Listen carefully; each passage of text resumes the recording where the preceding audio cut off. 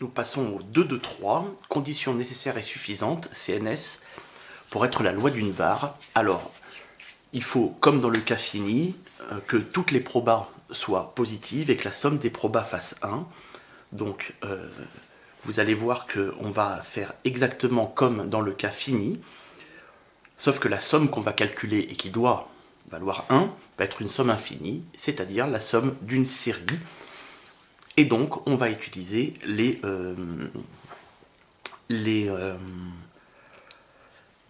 la rédaction pour la somme d'une série. Je passe tout de suite à l'exométhode 1. Donc c'est typiquement ça. On a une var avec sa loi, mais avec une indéterminée, et il faut calculer l'indéterminée. Donc, dans le cas fini, on faisait la somme et on regardait à quelles conditions c'était égal à 1. Ben là encore, on va faire la somme, mais une somme infinie. Donc là, ce qu'il faut calculer, c'est la somme de a sur 2 puissance n. C'est parti. Donc, sous réserve de convergence, ça c'est pour la somme pour n allant de 0 à l'infini de a sur 2 puissance n égale, je mets le a devant, et 1 sur 2 puissance n, ça fait 1 demi puissance n.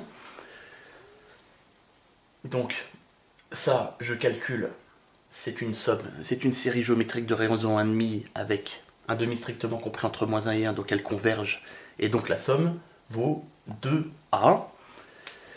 Puis la rédaction, je ne l'écris pas, c'est la même que pour le cas fini. Or x est une var, donc la somme doit être égale à 1, donc 2a égale 1, c'est-à-dire a égale 1 demi.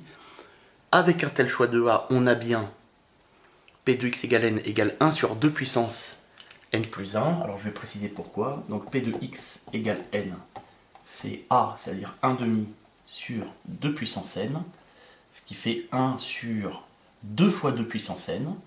A sur b, le tout sur c, c'est a sur bc, donc 1 sur 2 fois 2 puissance n.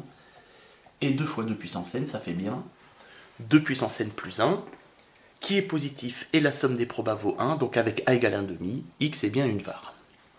Je vous laisse faire l'exemple 2 et correction dans la vidéo d'après.